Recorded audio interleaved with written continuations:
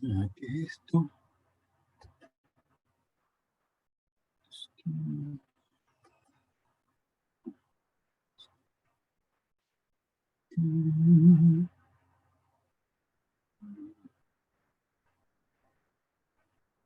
¿Cómo es que hago para que esto se vea?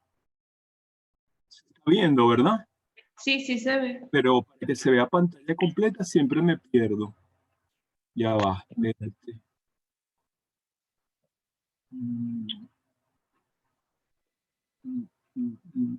Creo que es abajo a la derecha donde está el simbolito de play. Es Ya, un cuadrito con un espérate. triangulito. Creo que es eso.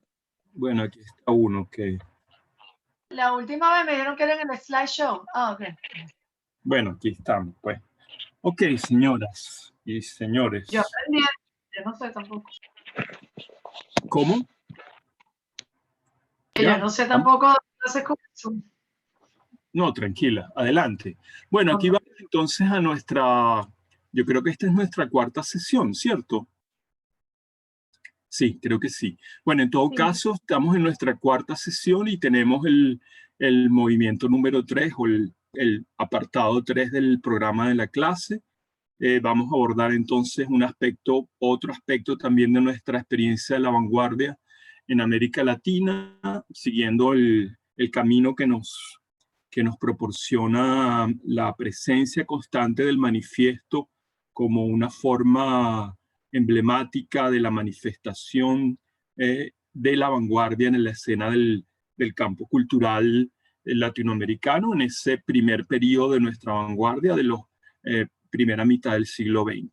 ¿Verdad? Habíamos visto el movimiento estridentista mexicano que abre en 1921 y se prolonga en esa primera, esa década de los 20, con una manifestación fundamental, importante de la pintura, que es precisamente el desarrollo del muralismo mexicano, esa manifestación típica también de las relaciones que se establecieron durante el periodo entre el Estado, la vanguardia política, que en ese momento trataba de organizar e institucionalizar la revolución en México, y los artistas, ¿verdad? Esa relación que en principio parece comenzar como una especie de apasionamiento mutuo, de amor a primera vista, de prolongación de la ilusión de que una concordancia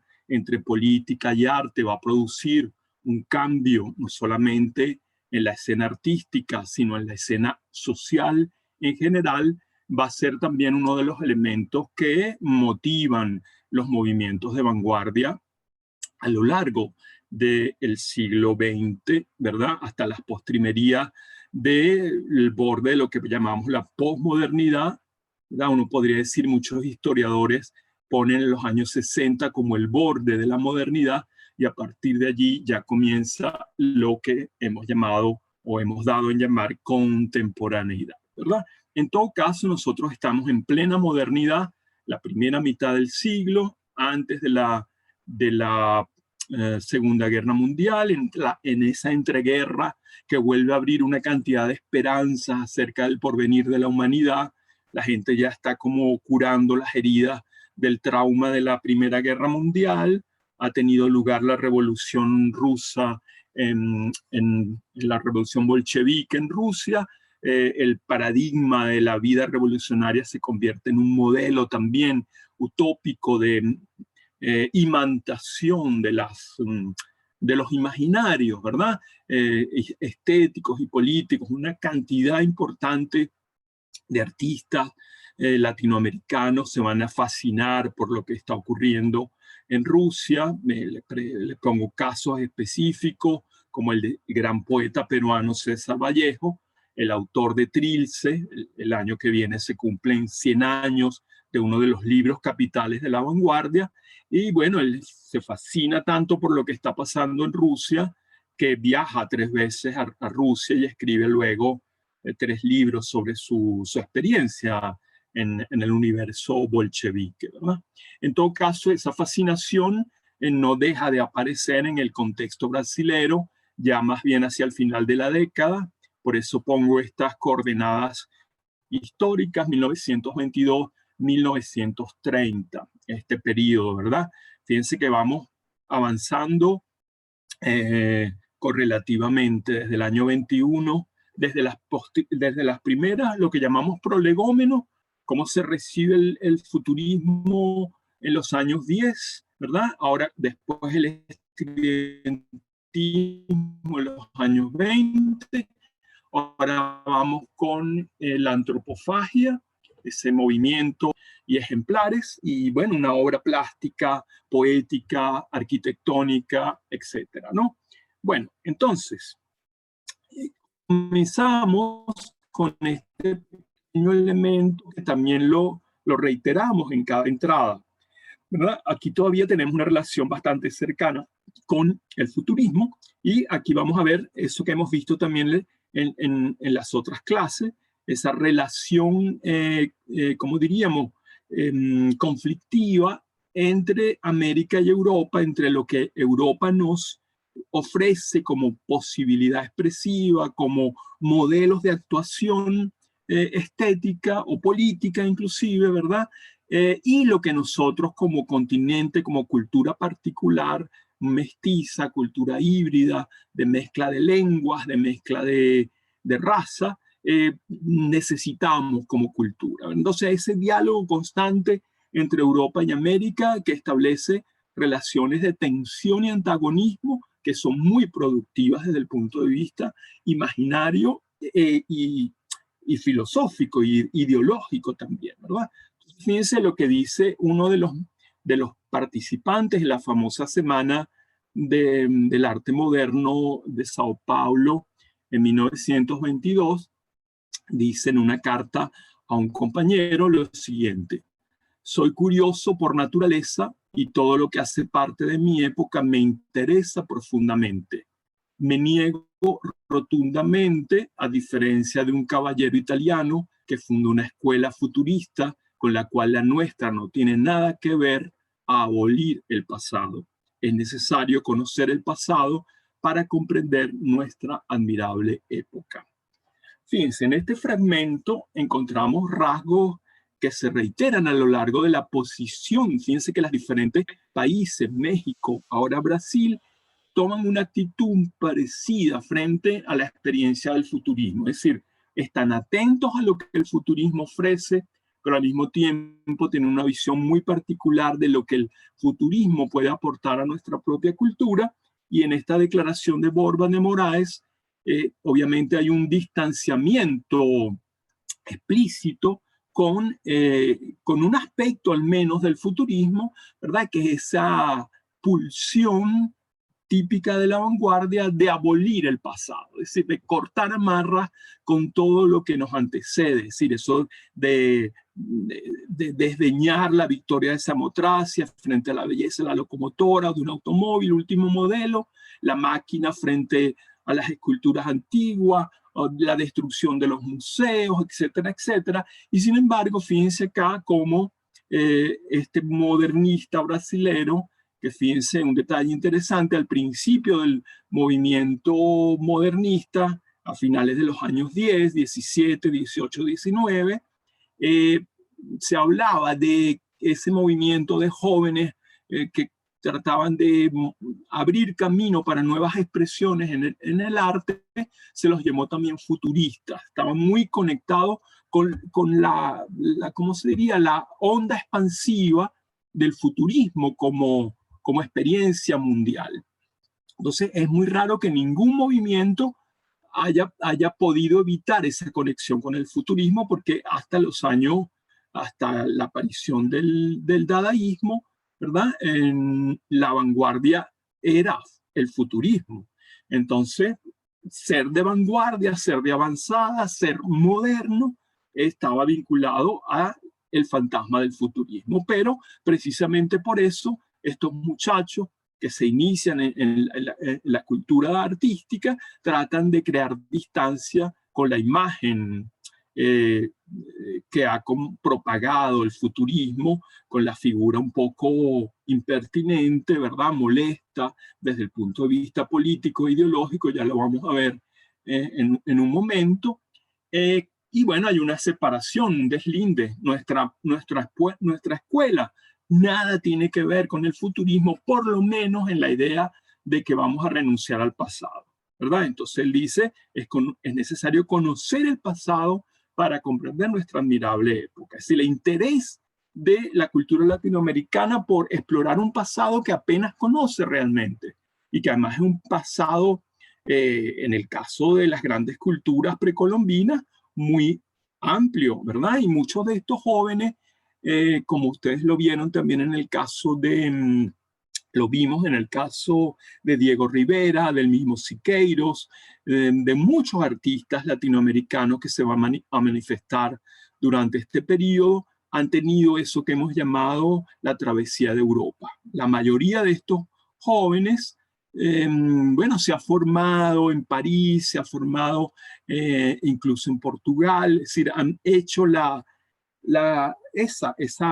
ese viaje, lo que podríamos llamar el Grand Tour europeo, que terminaba la formación de un joven de las colonias, bueno, de la burguesía colonial, porque obviamente todos estos muchachos pertenecían a una burguesía más o menos acomodada, capaz de poder enviar a sus miembros jóvenes a estudiar afuera, etcétera, etcétera. Pero como en todos los casos en América Latina, lo vamos a seguir viendo a lo largo de nuestro recorrido, hay una tensión entre el ser colonia y la herencia imperial, la herencia metropolitana de la madre patria. Entonces aquí también hay tensiones entre el imperio portugués, lo que fue el imperio brasilero, ¿verdad?, durante la colonia, y lo que es esta república jovencísima, ¿verdad? Y todas esas tensiones que se ponen de manifiesto de manera radical en el idioma, en el empleo de la lengua,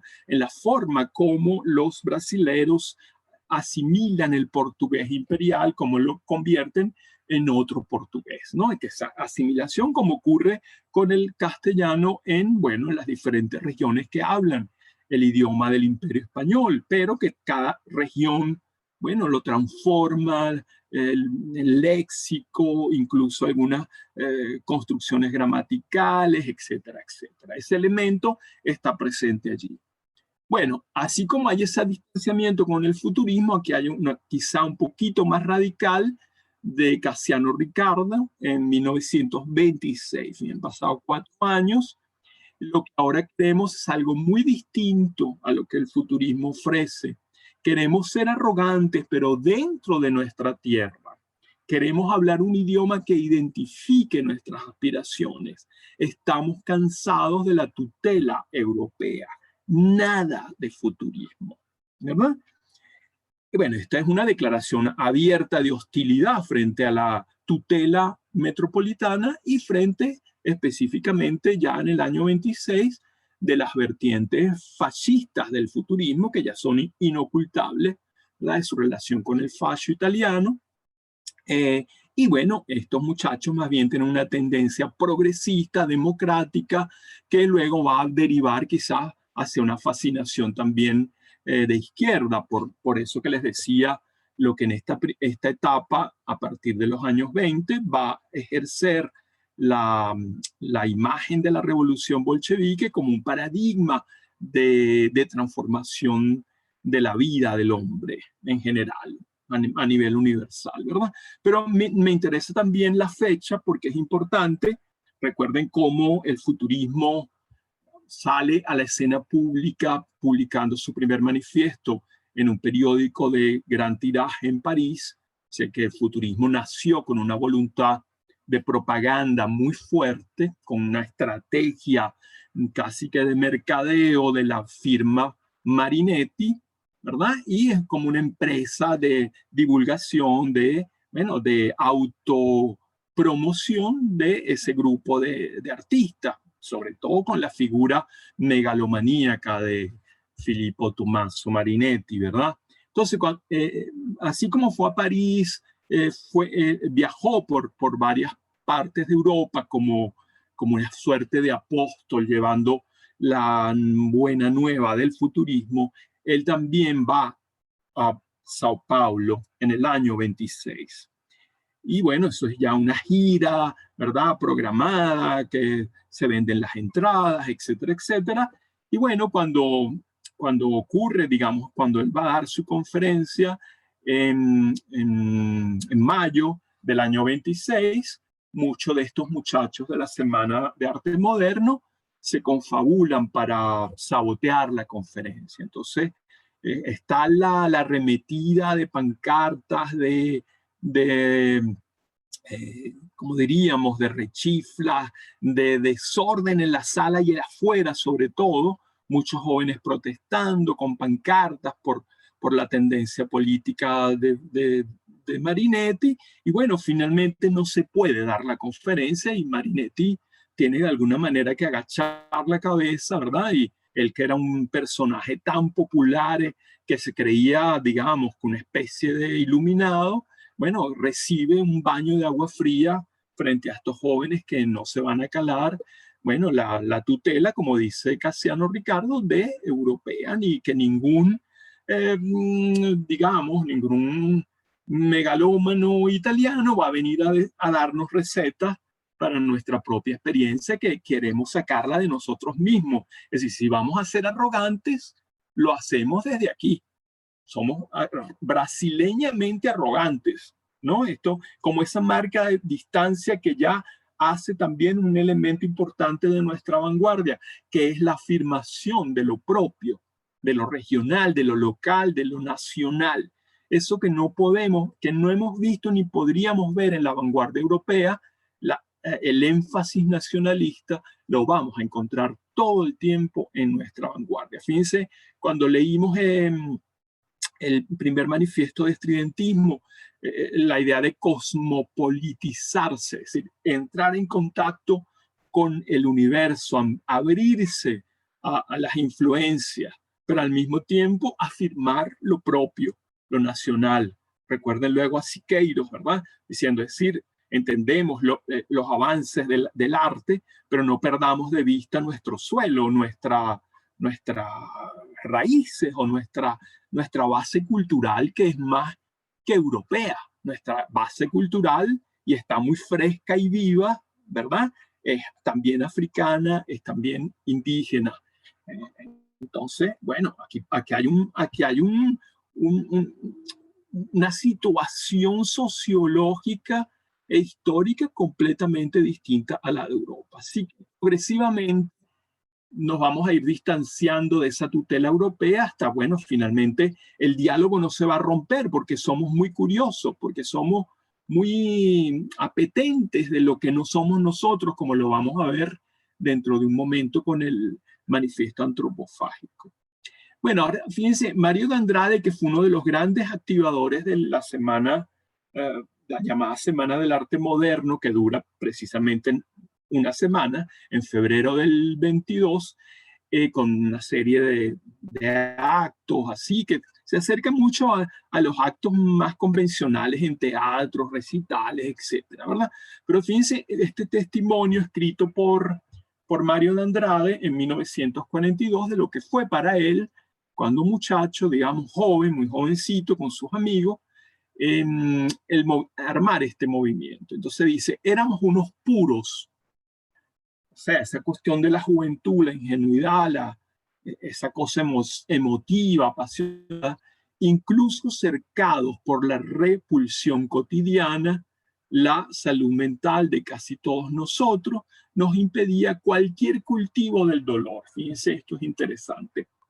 ¿Se acuerdan cuando los estridentistas decían en el manifiesto Chopin a la silla eléctrica, abajo todo el sentimentalismo romántico, etcétera, etcétera? Aquí también estamos viendo unos muchachos que no tienen nada, quieren romper amarras también con la tradición trágica o patética del romanticismo, más todavía en nuestras tierras, ¿verdad? Y nada de cultivar el dolor. En este sentido, tal vez las teorías futuristas tal vez por la cuestión viril del futurismo, de su arranque hacia el porvenir, donde no hay nada de piedad ni compasión. Aquí también ellos sienten algo de esa energía, de ese ir hacia adelante sin detenerse en la fragilidad o en la vulnerabilidad o eso, en el dolor, ¿verdad? Sino en todo lo que es positivo. En este sentido, tal vez las teorías futuristas tuviesen una influencia única y benéfica sobre nosotros. Pero eso, nadie pensaba en términos de sacrificio, nadie se hacía pasar por incomprendido, ninguno se imaginaba como precursor o mártir.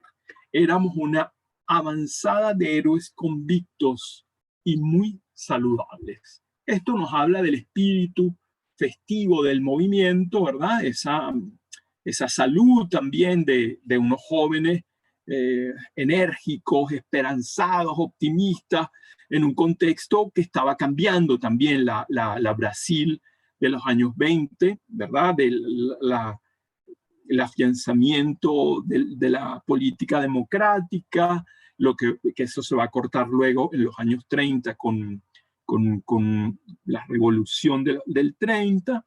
En todo caso, aquí vamos a centrar ahora ya la atención sobre el propio proceso, ¿verdad? La Semana de Arte Moderno de Sao Paulo, que se ha convertido en una experiencia mítica en la historia de la vanguardia brasilera, ¿verdad? Una semanita en la que no ocurren grandes cosas realmente, pero de la que se generan muchas cosas para los años venideros, ¿no? Entonces, fíjense, el propio Mario de Andrade, en la misma evocación de lo que fue la experiencia de él cuando tenía 20 años, dice, ¿quién tuvo la idea de la Semana de Arte Moderno? Yo no sé quién pudo haber sido, nunca lo supe, solo puedo asegurar que no fui yo. El movimiento, extendiéndose paulatinamente, ya se había convertido en una especie de escándalo público permanente. Alguien lanzó la idea de hacer una semana de arte moderno con exposición de artes plásticas, conciertos, lecturas de libros y conferencias didácticas. Fíjense que en este sentido lo que ellos se proponían era una cosa bastante modesta, no tenía ninguna cosa ahí aguerrida, no se parece en nada en principio a lo que podría haber sido el Café Voltaire de los dadaístas en Zúrich, ¿verdad? O de las propias veladas futuristas que terminaban en trifulcas y en presencia de la autoridad, de la policía, etcétera, etcétera, ¿verdad? Aquí hay una cosa bastante tranquila, pero digamos que este modernismo se venía como cocinando desde antes de la semana de la llamada del arte moderno, el año 22, ya con algunos acontecimientos puntuales que vamos a evocar. Ocurre que hay un ambiente de modernización, de experimentación del arte, de superación de los antiguos modelos académicos.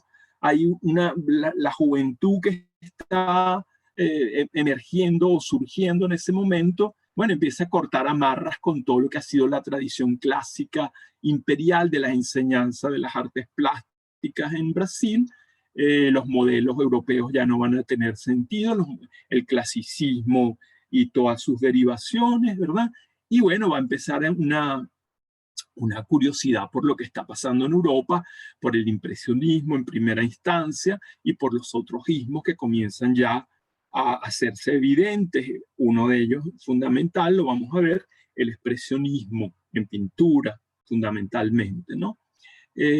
Bueno, entonces fíjense esta actitud de que prepararon una semana que, bueno, salió como de la manga, un momento, una conversación entre amigos, hacemos algo, y de alguna manera integraron los flujos de acción y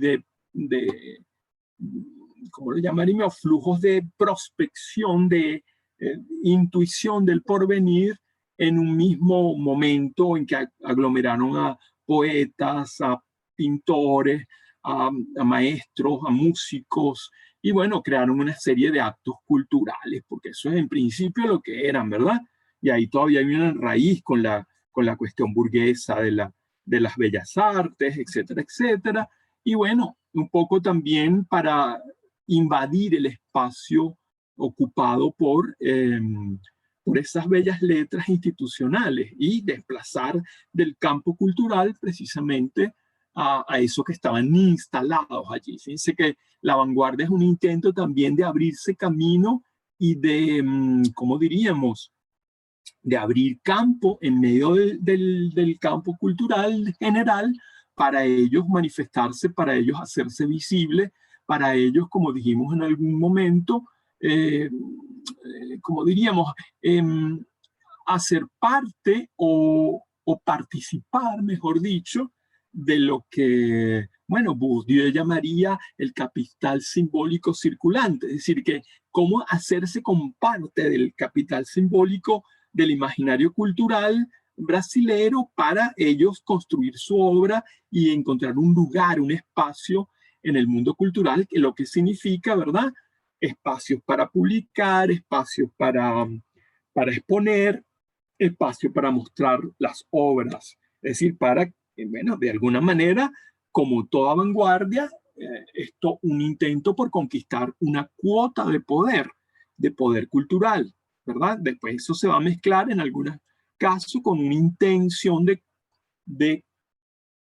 control de una cierta porción de poder político, ¿verdad? Pero en principio es el intento de conquistar poder cultural, sin duda alguna. O sea, la vanguardia es una guerra, ¿verdad? La vanguardia es un movimiento, una impulsión de conquista, y como tal es beligerante, como tal es aguerrida, como tal puede ser destructiva, como no, pero es una destrucción que está, digamos, dinamizada por la pulsión de la construcción. Vamos a destruir lo que está mal hecho para construir lo que está bien hecho o debería estar como nosotros pensamos que es, como deben ser las cosas, ¿no? Pero fíjense, aquí hay siempre juegos de dominio, de poder. ¿Quién domina a quién en el contexto? ¿Quién, cómo se dice? No sé, hace sombra al otro movimiento, los conflictos. La movilidad cultural aquí, los desplazamientos son violentos, rápidos y efímeros al mismo tiempo, muy inestables. Por eso las revistas duran poco tiempo, los propios movimientos duran poco tiempo, y lo que sobreviven son los artistas trabajando en su propia obra, ¿no? Pero parece como en un momento de su evolución, del desarrollo de esas vocaciones individuales de cada artista, esta cohesión en un pequeño grupo, como lo dijimos al principio de las clases, esta composición de un cuerpo ampliado, lleno de más fortaleza, porque son varios, con los mismos intereses, con los mismos objetivos, y bueno, son los que pueden unirse para hacer un escándalo frente a Marinetti, con cierto poder, que saben que no los van a poner presos, que representan algo en el campo cultural y que pueden entonces acceder a los medios de publicación, pueden publicar revistas, etcétera, etcétera, ¿no? Entonces, y fue en medio de la silbatina más tremenda, fíjense que ellos comienzan siendo rechazados por el público corriente, pues fue en medio de la silbatina más tremenda, de los insultos más duros, que la Semana de Arte Moderno abrió la segunda etapa del movimiento modernista, el periodo realmente destructor, dice Mario Andrade, porque en verdad el periodo heroico había sido el anterior, iniciado en la exposición de pintura de Anita Malfatti y terminado con la fiesta de la Semana de Arte Moderno. Es decir, que él dice que entre 1917 y 1922 lo que ocurre es precisamente la fragua del modernismo en Brasil, o de la modernidad, ¿verdad?, brasilera, y que él llama periodo heroico, o sea, el periodo inicial. Es precisamente cuando Anita Malfatti, una artista brasilera que había pasado muchos años en Europa, regresa a Sao Paulo y expone el año 17, y bueno, se crea un escándalo por la pintura de Anita, con la crítica que no entiende ese tipo de trabajo, etcétera, etcétera. Y claro, los jóvenes se ponen del lado de Anita Malfatti, y esos años hasta el 22 son como de revuelta de lo que de esa pintura expresionista, ya la vamos a ver, generó en bueno, en el conglomerado cultural brasilero, en principio en Sao Paulo y luego en Río de Janeiro, ¿verdad?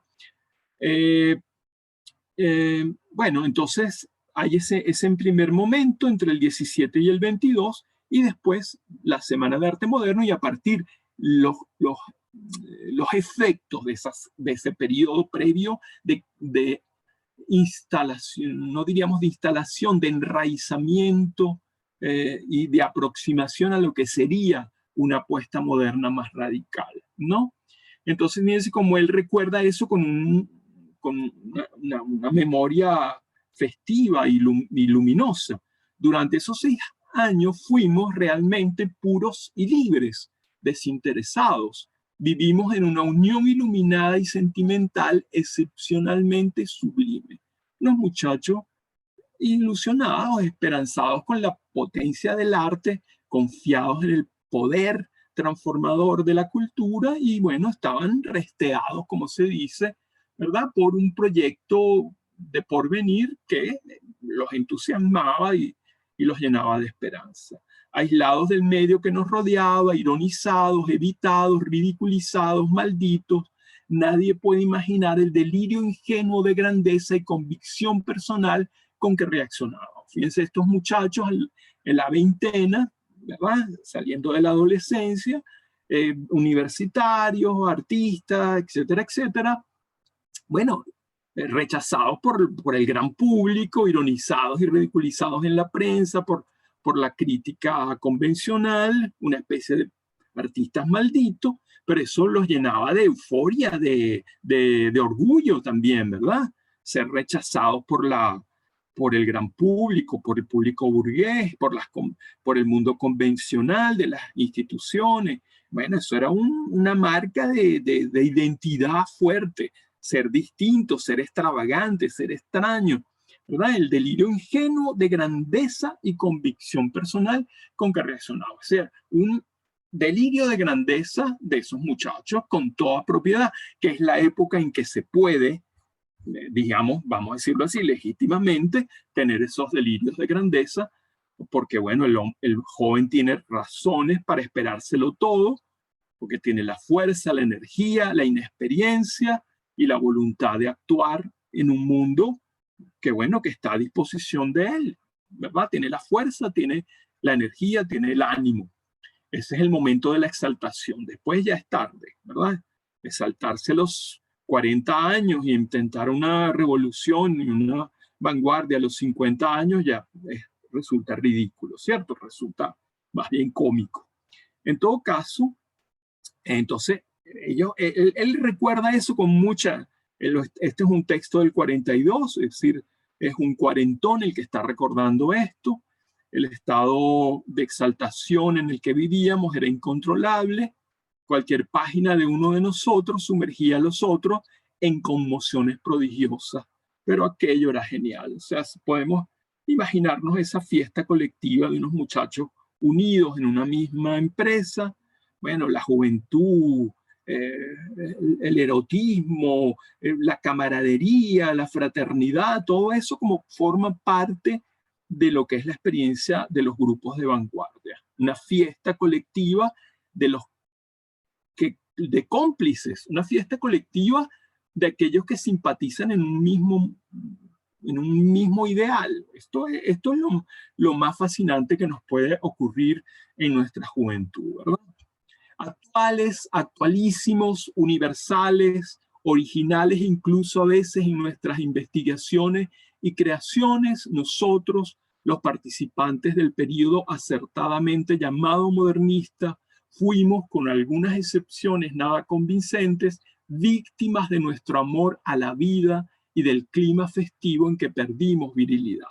Esta virilidad que han perdido es la de asentar cabeza, digamos, en principio, ¿verdad? Si a todo lo transformamos en algo nuestro, una cosa, sin embargo, nos olvidamos, nos olvidamos de cambiar. Exacto, aquí esa llave está de más. Si a todo lo transformábamos en algo nuestro, una cosa, sin embargo, nos olvidamos de cambiar lo que permaneció constante, la actitud interesada en la vida contemporánea. Y esto era lo principal, ¿verdad? ¿verdad? Es este actualismo. Fíjense que los estridentistas aparecen con un manifiesto en un periódico mural que se llama Actual, la revista Actual, y ellos se consideran la vanguardia actualista, esa idea del presente, de la vida, del momento, del instante histórico que están protagonizando, ¿verdad? Aunque hay una proyección fuerte hacia el futuro, es evidente esa instalación en la fascinación del presente. Entonces vamos a abordar un momento el famoso caso Malfatti, que él acaba de evocar, que Mario de Andrade acaba de evocar. Y bueno, usted a la distancia, después de un siglo, bueno, nuestra mirada ha cambiado. Esto que parecía fue un escándalo en su momento, en el año 17, en plena guerra mundial en Brasil, en Sao Paulo en particular, hoy nos parece, bueno, un poco tonto, porque no vemos ningún escándalo en esta pintura después de todo lo que hemos visto desde este año en adelante. Pero, sin embargo, si se piensa en la pintura que se hacía en Brasil en ese momento, lo que se enseñaba en las escuelas, etcétera, etcétera, la pintura de Anita Malfatti, bueno, va a crear conmoción. Anita había escrito un texto que se llama 1917, donde habla de su relación con la modernidad. Ella acababa de llegar, como les dije, de Europa. Ella estuvo mucho tiempo en Alemania, en Dresde, por ejemplo, donde nació el expresionismo. Estuvo vinculada con la gente del grupo El Puente. Y bueno, su pintura está muy influida por la experiencia postfobista, digamos, del expresionismo, o una mezcla entre fobismo y expresionismo, ¿verdad? Ya lo vamos a ver, muy, digamos, muy atildada, muy serena, digamos que no son las cosas violentas de un Kirchner, por ejemplo, ¿verdad? O de un Kokoschka, o las cosas terribles de Otto Dix o de Gross, es decir, aquellas cosas más radicalizadas. Pero hay una evidente influencia de la pintura expresionista alemana, del color, de la pincelada, y bueno, ese tipo de expresión era inesperada en el contexto cultural brasilero en ese año. Y dice, el arte llamado moderno, en el momento de exteriorizarse, es por su propia naturaleza individual. El interés del arte radica en su infinita variedad. Es el texto que cada uno de nosotros lleva adentro. Es la expresión del individuo de hoy. Esa búsqueda nueva, diferente, la búsqueda de novedad que cada quien descubre en sí mismo, había comenzado aquí como en el resto del mundo. Esa búsqueda incesante adquiere nuevas bases, se generan nuevas leyes y nace el arte moderno. En este texto titulado en 1917, Anita Malfatti recuerda un poco su experiencia al llegar a Brasil, pero también un poco se defiende a ella misma de lo que ella intentaba como una artista que se consideraba que estaba explorando nuevos campos de expresión y que, bueno, la singularidad de su propuesta estaba amparada en el carácter del nuevo tiempo, esa apertura hacia el experimento, hacia la novedad, como forma de expresión particular de los artistas, en la que ya las escuelas dejan de tener influjo determinante, o los estilos, etcétera, etcétera. En cualquier caso, Mario de Andrade, aquí también en ese recordatorio, se acuerda de este momento, ya lo vimos hace un momento, y él vuelve sobre lo mismo diciendo, manifestándose especialmente a través del arte, pero salpicando también con violencia las costumbres sociales y políticas, el movimiento modernista fue el precursor, el preparador y en muchas partes el creador de un estado de espíritu nacional. No fue otra cosa el movimiento modernista, del cual la Semana de Arte Moderno fue el vocero colectivo principal. Hay un mérito innegable en esto, si bien aquellos primeros modernistas cavernarios que nos reunimos alrededor de la pintora Anita Malfatti y del escultor Víctor Bergeret, no hayamos servido sino como voceros de una fuerza universal y nacional mucho más compleja que nosotros.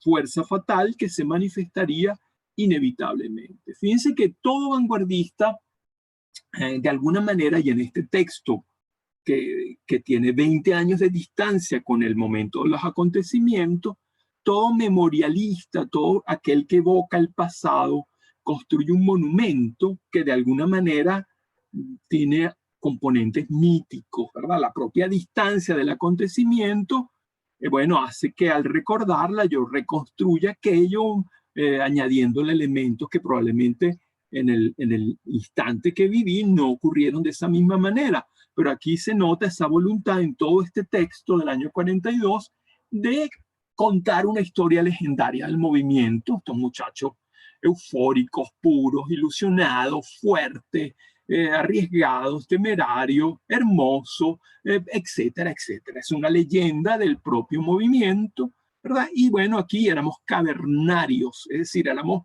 primitivos, pero éramos emisarios como resonadores de una fuerza más fuerte que nosotros, de una fuerza universal y nacional mucho más compleja que los propios las propias individualidades reunidas en torno a esas ideas.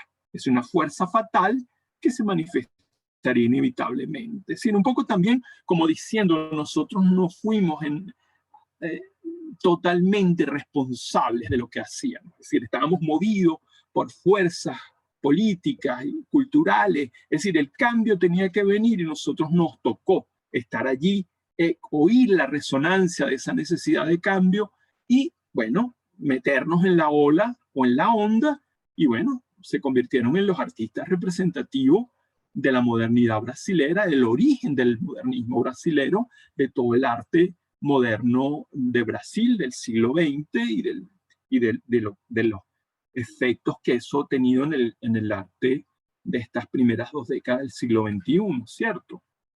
Entonces, bueno, fíjense esta mirada de arrolladora. Esto es una especie de fuerza telúrica que viene más allá de la conciencia de cada uno, tiene también un componente como inconsciente, colectivo, ¿verdad? Ese empuje fatal, casi una fuerza fatal es del destino, ¿verdad? Es decir, fíjense cómo se juegan aquí muchas líneas de sentido. Ellos dicen, no somos románticos, no cultivábamos el dolor, pero al mismo tiempo piensan en la fatalidad, el destino, ¿verdad? No son totalmente materialistas e históricos en el sentido clásico de la palabra, son unos muchachos más bien liberales, digamos, podríamos decirlo ahora, espíritu liberal.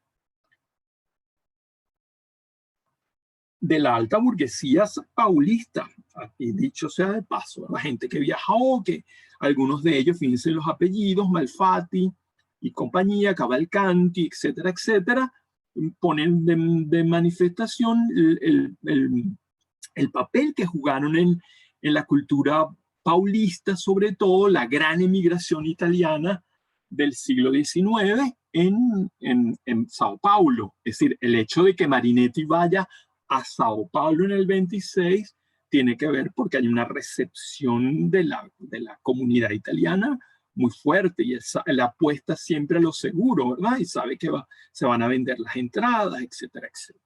Es un empresario, digamos, de la poesía, por así decirlo. En todo caso, aquí estamos en ese momento efervescente, germinal, lleno de potencias, ¿cómo las llamaríamos? Potencias seminales, porque a partir de ahí van a producirse cosas, van a crecer cuerpos, se van a crear nuevas zonas de experiencia, etcétera, etcétera.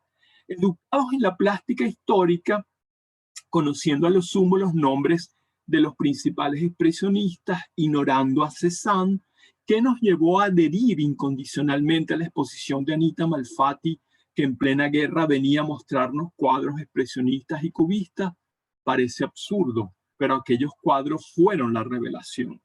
Y aislados por la crecida de escándalo que se había adueñado de la ciudad, nosotros 3 o 4 delirábamos de éxtasis ante los cuadros que se llamaban El hombre amarelo, La estudianta rusa, La mujer de cabellos verdes, y a ese mismo hombre amarelo, de formas tan inéditas entonces, yo le dedicaba, fíjense aquí este momento, yo le dedicaba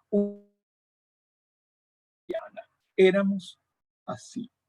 Este es un testimonio bellísimo, sin duda alguna, por lo que tiene de entusiasmo y de no sé, de afectuosidad con la propia memoria, ¿verdad? Él tiene una mirada de sí mismo dentro del grupo, fraterna, tierna, digamos ya no la mirada desdeñosa de alguien que vivió esto y lo ha superado, sino que está fascinado por su propio pasado. Y por eso la leyenda que le está construyendo en esta memoria. Pero fíjense lo importante que aquí hay dos cosas importantes a destacar, por lo menos. Una, el carácter provinciano de Sao Paulo en este momento. Es decir, los años 10, en plena guerra mundial, digamos que la obra que vamos a ver a continuación es capaz de producir un escándalo de proporciones citadinas, es decir, un escándalo en toda la ciudad. Supongo que esto es una exageración, pero un escándalo por lo menos en la ciudad cultural, ¿verdad? En la ciudad letrada, como diría Rama, ¿verdad? En ese contexto pequeño, que siempre es pequeño en todas las sociedades, bueno, ahí se produjo un escándalo entre los jerarcas del poder cultural, de las instituciones, de las viejas figuras que hacían sombras sobre la producción estética brasilera. Y bueno, estos muchachos, al ver estos cuadros que apenas no habían visto a Cézanne, imagínense ustedes, un poco incultos, educados en la plática histórica, entre comillas, y bueno, de pronto hay un impacto visual y sensual con esta pintura. A nosotros no nos resulta igual porque, bueno, hay cosas mucho más impactantes ahora para el ojo postmoderno, pero en ese momento estos cuadros que él cita, El hombre amarillo, La estudiante rusa, La mujer de los cabellos verdes, bueno, provocan reacciones en el año 17 parecidas a las que provocó o las que pudieron provocar los fauvistas en París en el año 7, en 1907, 10 años antes, ¿verdad? Bueno, aquí el famoso hombre amarelo, que para nosotros, bueno, es casi pintura figurativa convencional, con algunos rasgos, sí, de una figuración más desenvuelta, eso, más expresionista en el trazado, en el colorido, en la aplicación de la pasta diluida sobre la tela, bueno, y un trabajo, digamos, en el que el dinamismo de los contrastes de color priva sobre la fidelidad en la representación, ¿verdad? Todo lo que vamos a ver son series de retratos. El retrato exige cierto vínculo de similitud con el sujeto retratado y sin embargo lo sabemos por la experiencia de los cuadros fauvistas, con los cuadros de Matisse, por ejemplo, o los retratos expresionistas de Schmidt o de Rothluff Smith o de Kokoschka y compañía, ¿verdad? Como en el expresionismo se van a deformar las figuras por sacrificada la fidelidad a la potencia expresiva del color, a la potencia expresiva de la línea en la composición del cuadro. Ese proceso que la pintura moderna va a seguir hacia una autonomía creciente del dato naturalista o del dato realista, ¿cierto? Aquí todavía no hay ninguna revolución radical, pero sí, en el contexto de la pintura neoclásica o romántica o realista institucional, esto era un escándalo, la aplicación del color, etcétera, etcétera. O este cuadro, ¿verdad? También, esta es la famosa estudianta rusa, de la que habla Mario D'Andrade. Y bueno, fíjense, para nosotros esto no tiene ningún carácter polémico. Es más bien, para nosotros esto es pintura convencional, ¿cierto? O la mujer de cabellos verdes. o la boba, aboba, la loca. Es decir, son simpáticos, son cuadros simpáticos, incluso agradables desde el punto de vista cromático. Uno podría tener este cuadro en la casa, ¿verdad? Un cuadro de Anita Malfatti y no desentonaría con los muebles modernos, minimalistas.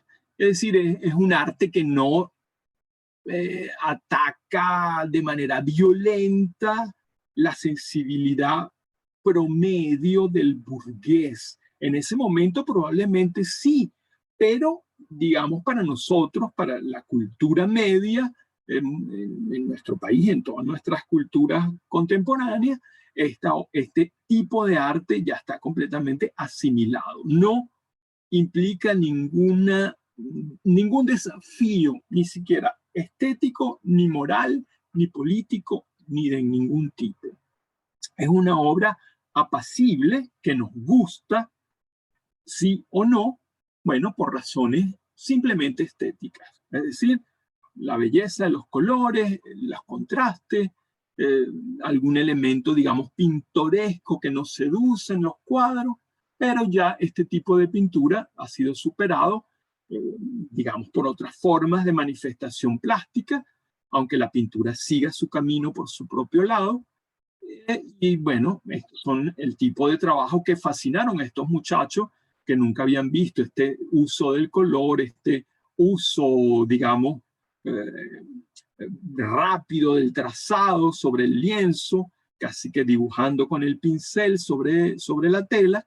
Y bueno, ese juego de los colores que no son colores imitativos, sino colores caprichosos para pintar el pelo de la mujer del cabello verde o para pintar ¿cómo se llama este cuadro? Creo que se llama El japonés, de la misma época, ¿verdad? Fíjense que todos estos cuadros se expusieron en 1917 en esa famosa exposición que causó tal revuelo, según el testimonio no solamente de Mario de Andrade, sino de muchos otros historiadores también y críticos, ¿no? Bueno, eso sería la obra que para nosotros, como les digo, no resulta de ningún impacto. Ahora, fíjense la reacción, aquí les pongo la reacción de uno de los grandes críticos de arte de la época. Él publica en un periódico de Sao Paulo, en la misma, bueno, poco después de que se inaugura la exposición de Anita Malfatti, este artículo muy explosivo, muy duro, se llama A propósito de la exposición Malfatti, paranoia o mistificación. Repasemos otra vez los cuadros para que veamos aquí si esta crítica no está un poco fuera de, no sé, un poco extraviada en su radicalismo, ¿verdad? ¿Dónde está aquí la paranoia o la mistificación, ¿verdad? En todo caso, él dice, un poquito largo, son dos fragmentos, hay dos clases de artistas, dice él. Una compuesta por quienes ven normalmente las cosas y como consecuencia de esto hacen arte, conservando los eternos ritmos de la vida, adoptando para concretar las emociones estéticas los procesos clásicos de los grandes maestros. Esto es el convencionalismo, es decir, ya tenemos el punto de vista del crítico. Solamente el empleo de la palabra normalmente, del adverbio normalmente, ya nos pone en alarma, o sea, ¿qué es lo normal? ¿Qué es lo normal en el arte? O sea, ¿quién puede decir o decidir qué es la norma en el arte? Ya eso es un principio que la vanguardia va a echar por el suelo completamente, ¿verdad? No hay norma, no hay normalidad en el arte. El arte es por naturaleza anormal, ¿verdad? Se sale de la norma en todos los sentidos, por lo menos en la modernidad, desde el romanticismo, ¿eh? Desde el romanticismo más radical, que es el romanticismo alemán, ¿verdad? El romanticismo de Hölderlin y compañía, el romanticismo que reacciona contra la idea de escuela y ponen en el tapete la idea del genio, el hombre único, singular, que abre caminos a nuevas exploraciones sensoriales y ideológicas, ¿no? Entonces, aquí lo que tenemos es un clasicista en el año 17 del siglo XX, en plena guerra mundial, defendiendo los valores de la eternidad. Eternos ritmos de la vida. Esos artistas, y él está separando, hay artistas que pertenecen a esto, para concretar las emociones estéticas y adoptando los procesos clásicos de los grandes maestros. Esto, por supuesto, la vanguardia se lo va a pasar por alto o lo va a arrasar.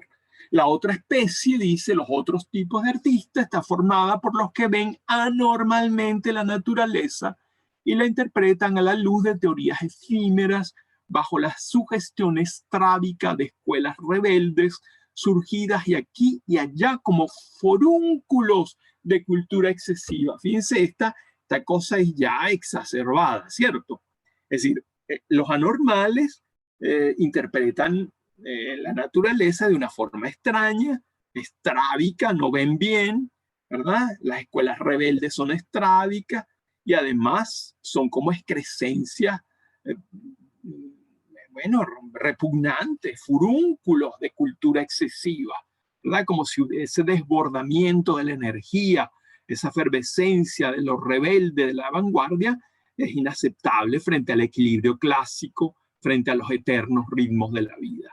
Son productos del cansancio, dice él, y del sadismo de todos los periodos de decadencia. O sea, que está diciendo, estamos viviendo un periodo de decadencia, ciertamente de decadencia en el sentido de que están desmoronándose los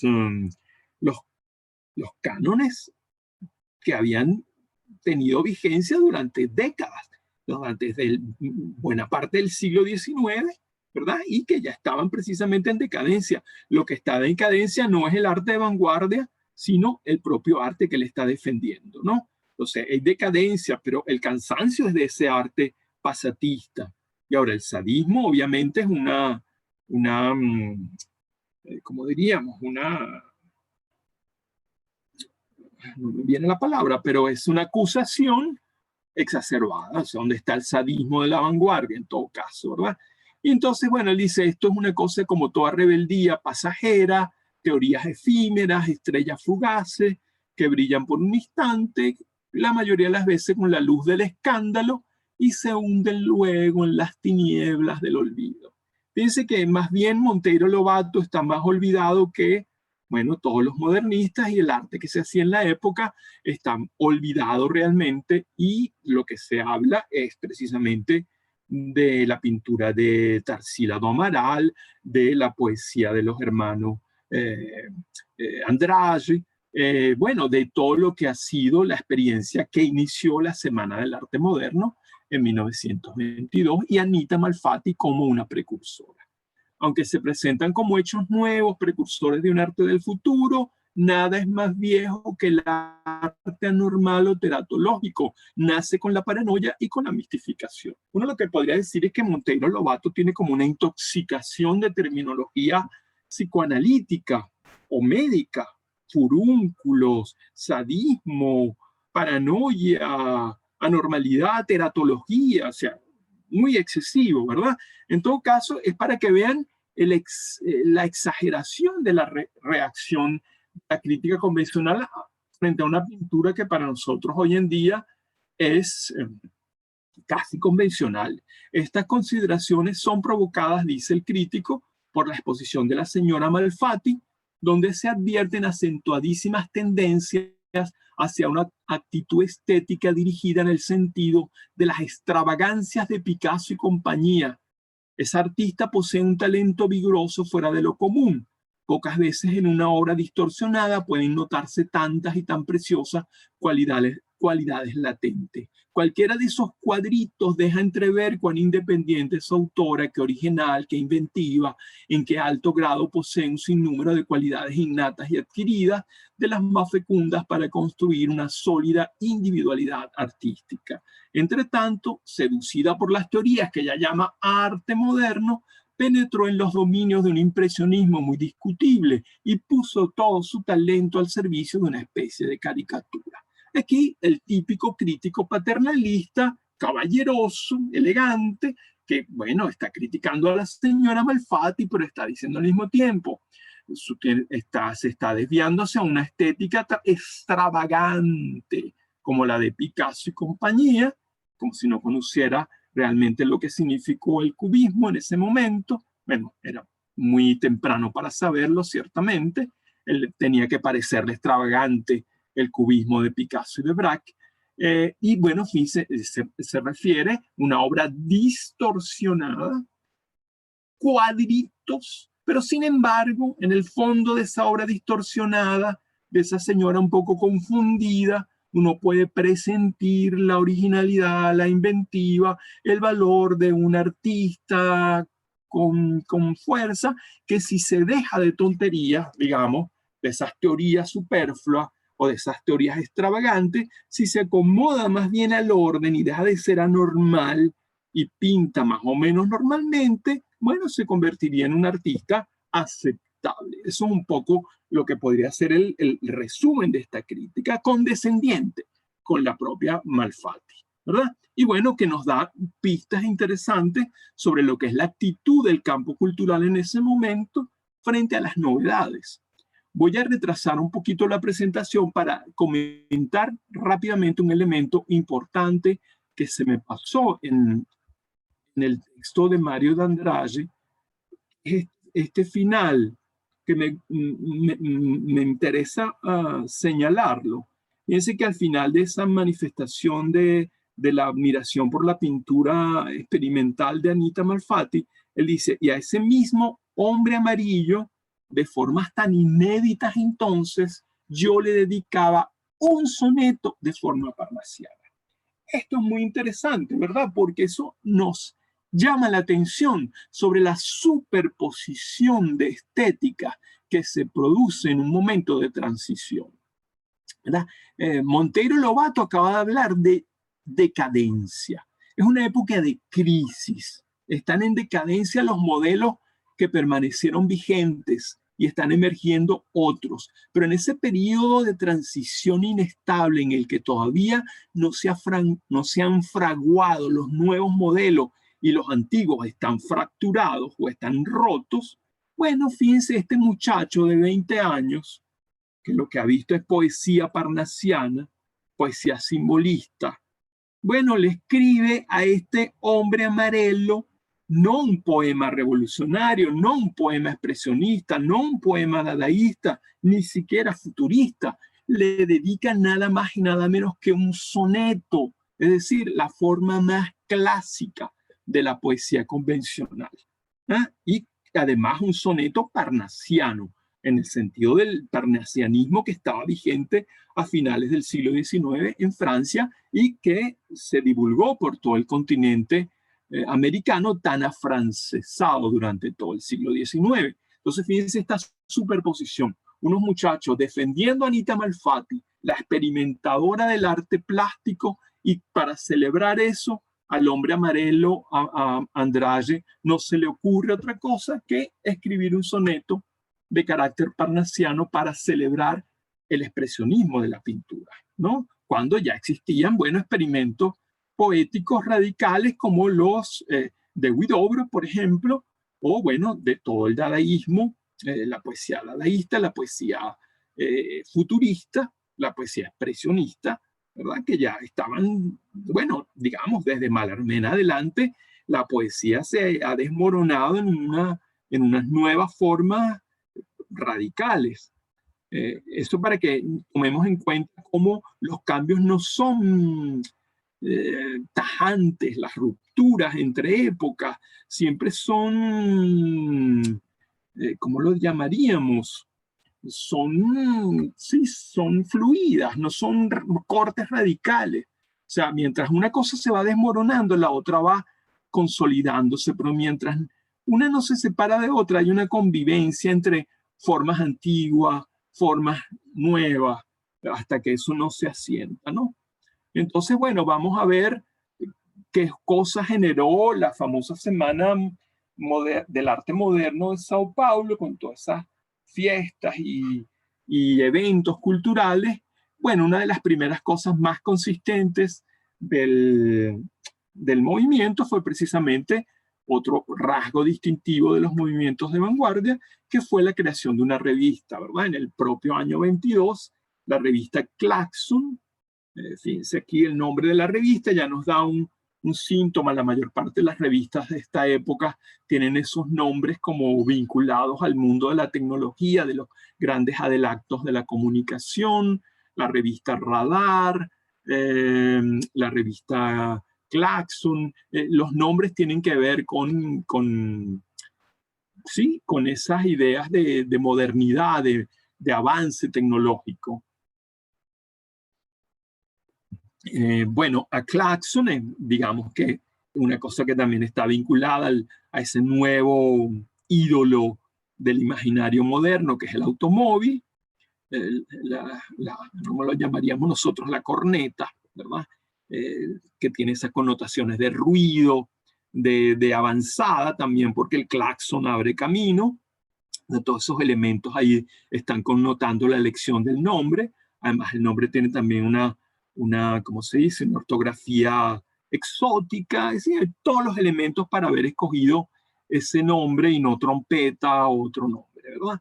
Entonces, fíjense, como siempre, las ampliaciones de figuras que aparecen muy pequeñas en las redes, bueno, aquí aparecen un poco deformadas, pero se pueden dar una idea de lo que sería un diseño que, bueno, no es verdaderamente tan revolucionario, pero si lo vemos en el contexto de las volutas Art Nouveau, de las publicaciones anteriores, de la academia, de las editoriales instaladas, bueno, aquí vemos ya también un rasgo de avanzada en el diseño gráfico de las revistas, que tiene quizás resonancias del dadaísmo, sin ser tan violento, tan radical, pero aquí vemos entonces la puesta en escena de una nueva manera de entender la tipografía, la distribución de las letras en el espacio de la página, el protagonismo del poder visual de la letra y de los números,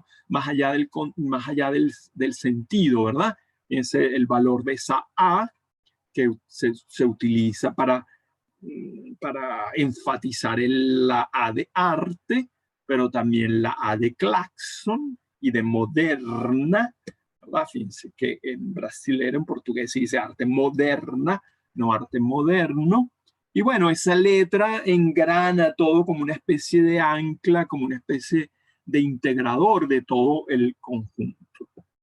Bueno, y aquí aparece lo que podríamos considerar el primer manifiesto del grupo modernista. Y bueno, aquí fíjense la revista, este es ¿cómo diríamos eso? La editorial del primer número de la revista, que lo podemos tomar perfectamente como el primer manifiesto. Dice, Claxon sabe que existe la vida y, aconsejado por Pascal, mira el presente. Claxon no se preocupará de ser nuevo, sino de ser actual. Es la gran ley de la novedad. Es aquí como tiene el nivel de todo manifiesto, la promesa, el anuncio del porvenir. La constatación de que Claxon está vinculado a la vida, que mira al presente, que no se preocupará de ser nuevo, sino de ser actual, ¿verdad? Y que se basa en la ley de la novedad.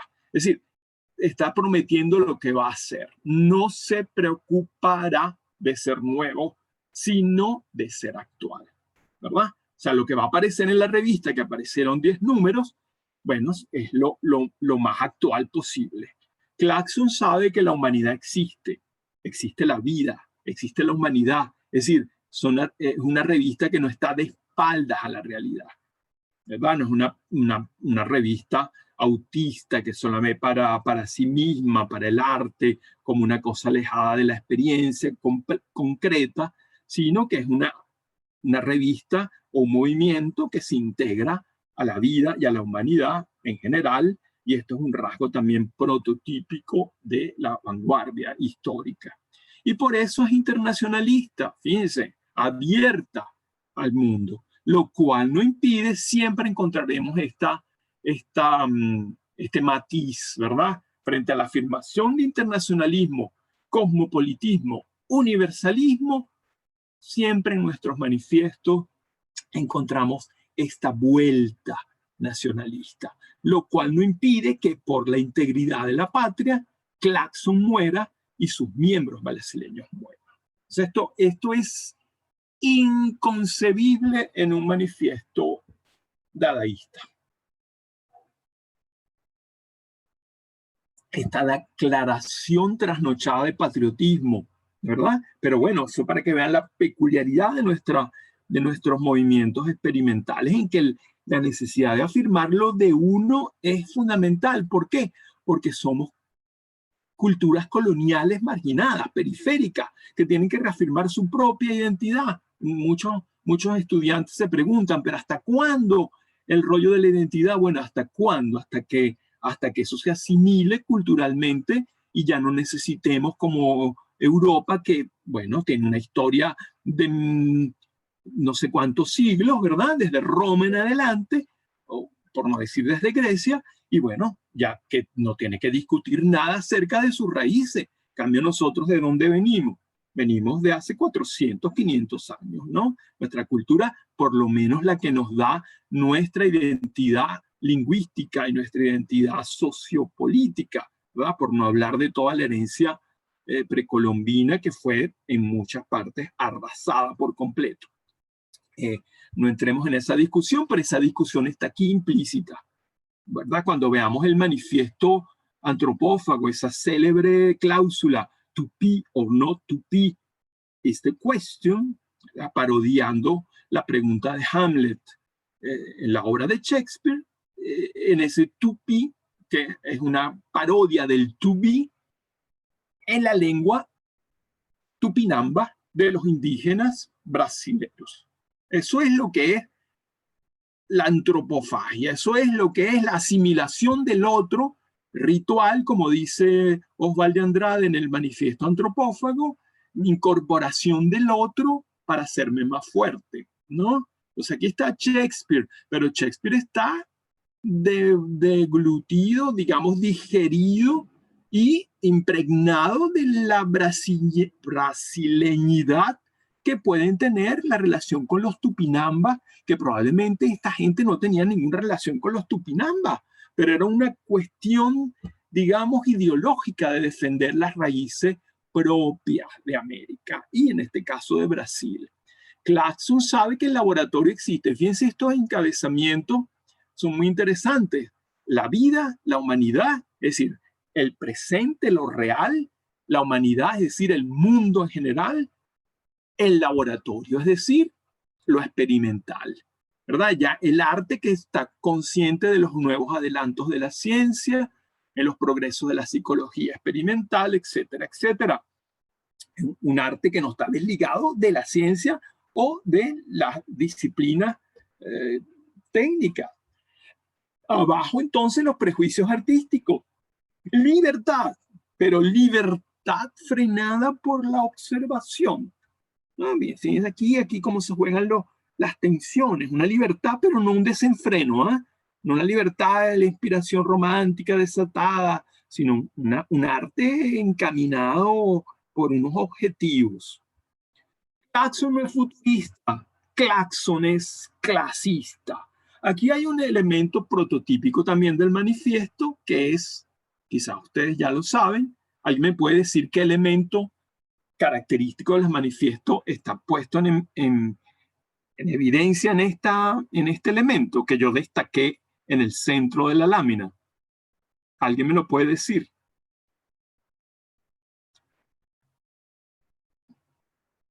¿Están ahí? Sí, estamos aquí todos. Sí, aquí estamos, aquí estamos. ¿Alguien puede decirme? El A1, no sé. Esto que estamos viendo ahora. No, es que dicen Claxon no es futurista, Claxon es clasista. Exacto. ¿Esto qué es? Clasista como clases. No, como yo Claxon. Creo que es como Claxon, exacto, que él es muy él, que es tan único o tan distinto exacto. que no puede clasificarse en ningún movimiento. Correctísimo. Dígame. Dígame. Es esta cuestión definitoria del hecho de que está dando como, es una declaración marcada por el verbo es. Exacto. Y por oposición primero. Primero por oposición, desgarrándose del pasado, bueno, su pasado contemporáneo, y presentándose como algo nuevo, incluso en la forma Exactamente. gramatical. No, Como algo nuevo y como algo autónomo, ¿verdad? Exacto. Pero esta manifestación, esto es lo que ustedes verían en una pancarta. Claxon es futurista, Claxon es clasista. ¿Esto cómo se llama? En lenguaje político. ¿Cómo se llama? Consigna. Propaganda. Esto es una consigna.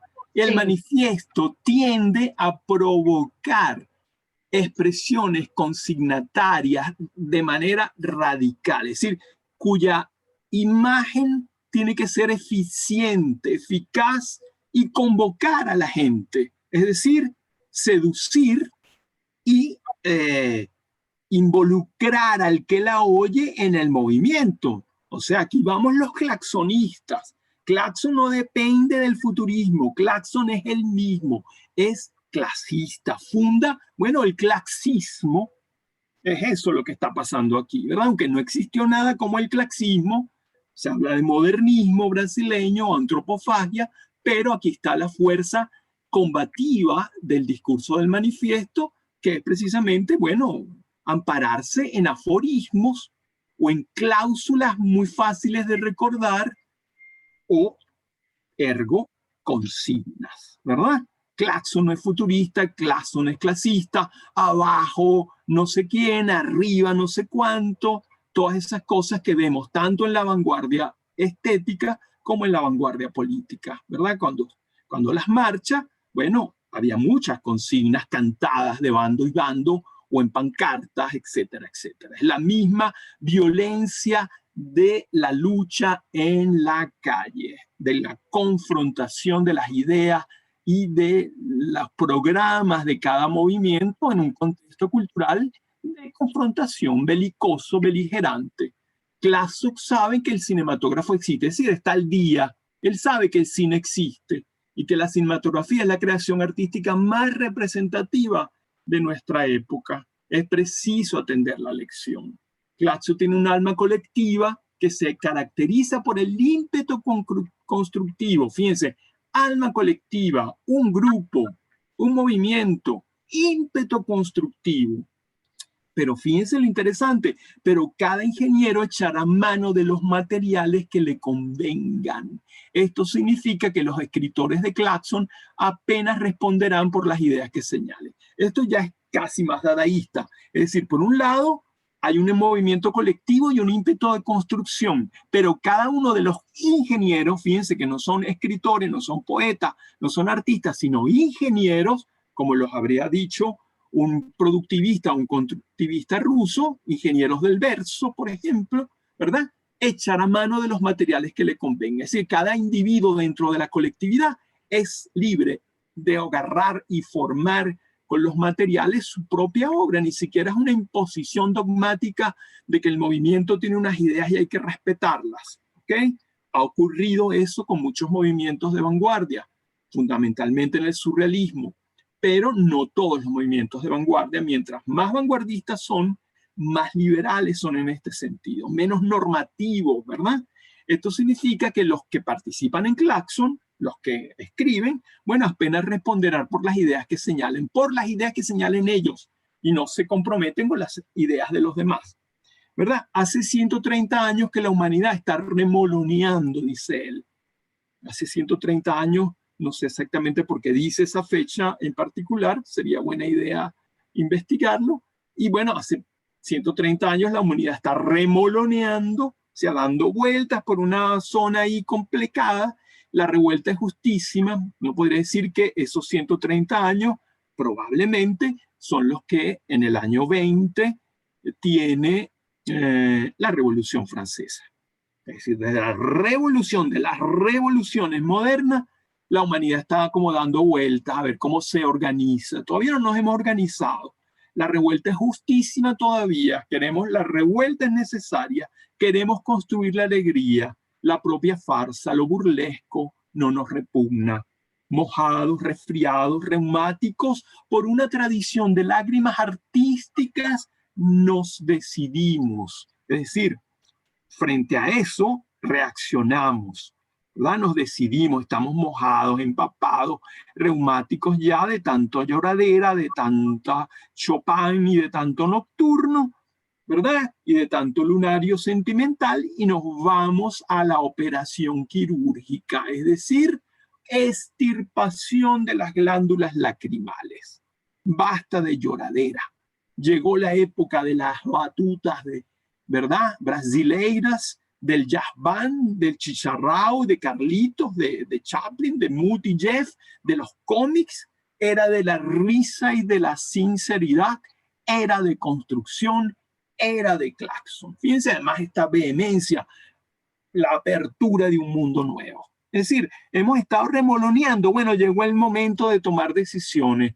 Eliminar las glándulas lacrimales, eliminar la tragicidad, el dolor, la lloradera. Y bueno, vamos a ponernos al día con el cine, que es lo más actual. Con el cine, con las batucadas, con el jazz, con las películas de Carlitos, con las cómics en los periódicos. Y bueno, es una época de risa, es una bella época, ¿verdad? Entre el fin de la guerra y lo que no se sabe que viene, en una época de efervescencia política también en el Brasil. Bueno, es una era de efervescencia y de esperanza, era de construcción, era de claxon. Fíjense, los estridentistas quieren hacer ruido. El claxon hace ruido. La estampida de una sonoridad potente que se impone, bueno, esos son elementos emblemáticos que no están elegidos por no dejar, ¿verdad?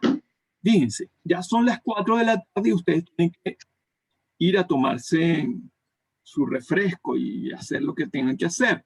Yo les voy a quitar solamente un momentito para ver la pintura de otro pintor del momento, Emiliano de Cavalcanti, y nos quedan 2 manifiestos por abordar.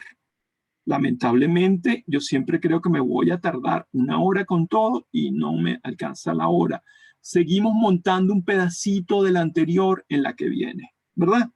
Esperemos que eso no sea traumático para nosotros y que, bueno, montándonos sobre el anterior, también tengamos la experiencia de eso que acabamos de decir, de las transiciones, que nada es un corte radical en una época a otra, de un movimiento a otro. En todo caso, como Malfatti, Emiliano de Cavalcanti es un pintor que se conecta con las novedades del arte moderno de vanguardia ya en la época de la Semana de Arte Moderno, a partir de la experiencia de Anita Malfatti en Europa.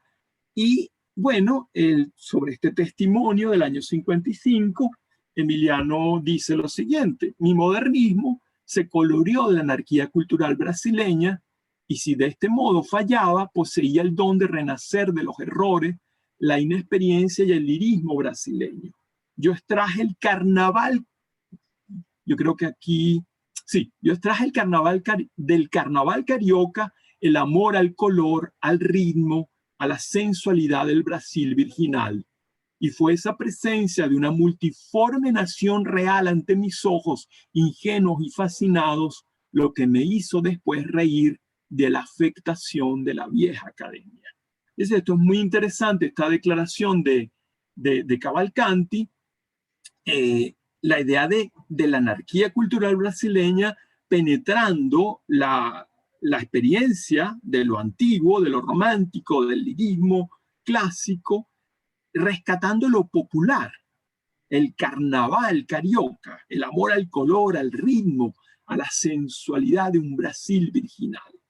Fíjense también la idea de este Brasil virginal que sus propios artistas no habían atacado de una manera o abordado de una manera radical. Entonces, aquí está metida en la vanguardia una cuestión nacional, de cultura nacional, que no vamos a encontrar en la vanguardia europea. Una presencia multiforme de una nación real ante mis ojos ingenuos y fascinados. Lo que me hizo ver, estar nueva en contacto con la realidad, lo afectada que era la vieja academia, ¿no?